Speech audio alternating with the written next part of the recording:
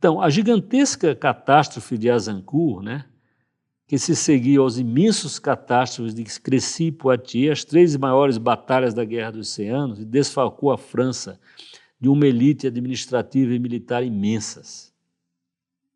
O moral do país nunca caiu tão baixo. Acabou a França, você podia pensar, né? Acabou a França. O rei da França, a França não tinha rei. Você, para ser rei na França, você tinha que ser ungido em Reims, na Catedral de Reims. A Catedral de Reims estava na mão dos inimigos do rei da França, dos aliados da Inglaterra. A Inglaterra começou a tomar a França.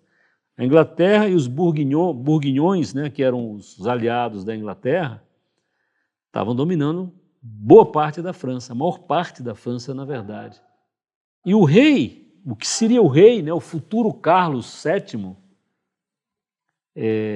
a mãe dele, olha que desgraça, a mãe do Dauphin, o Delfim, né? O cara não era rei, ainda era o Delfim, era o cara que seria o rei, mas para ser rei tinha que ser ungido na Catedral de Reims. Então o Delfim, a mãe do Delfim, uma pessoa péssima, disse, não, ele não é filho do rei, não. O rei era louco. O rei, que era o Carlos VI, era um rei louco, né? E a mãe dizia, não, ele não é filho do rei, não. Então, uma confusão total, né, na França, né? E perdendo todas essas batalhas importantes, né? Então, o moral realmente caiu num nível baixíssimo, né? Comparável, coloquei aqui, né, talvez, a derrota da França, né, na Segunda Guerra Mundial.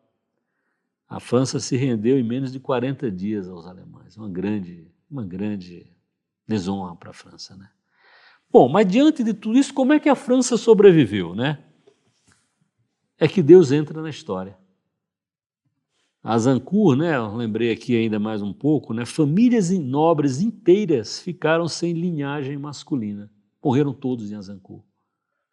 Então, aí eu fiz a pergunta assim, né, e como a França se recuperou dessa série de derrotas catastróficas, né, na Guerra dos 100 Anos? Como se levantou após Crécy, Poitiers e Azincourt?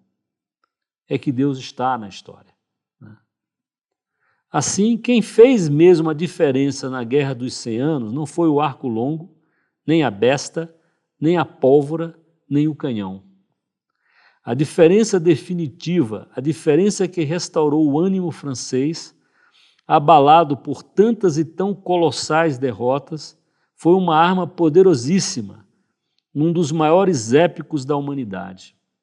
Uma camponesa analfabeta, 16 anos, ouviu umas vozes, acreditou nelas e salvou a França.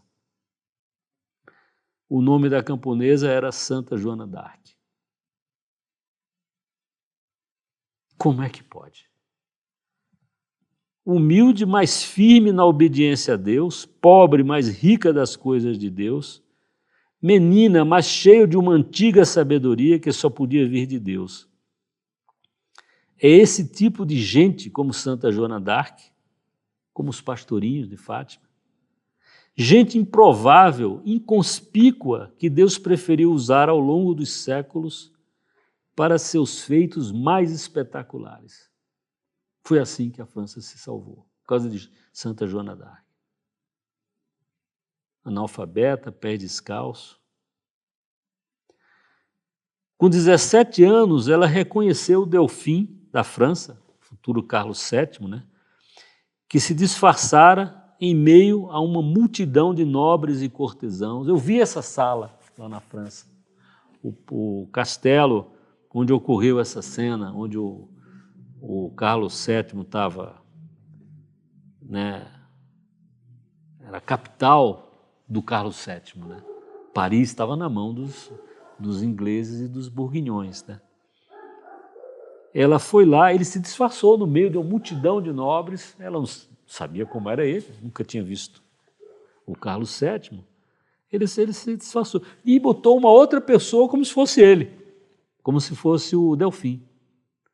Ela passou direto pelo Delfim e foi direto no próprio Delfim. E ninguém, isso não está escrito em lugar nenhum, mas foi aí provavelmente que ela disse: você é filha do rei, você é o rei. E começou essa epopeia, né, que é uma das mais incríveis epopeias da humanidade, da história da humanidade, né, de refazer o reino da França, né.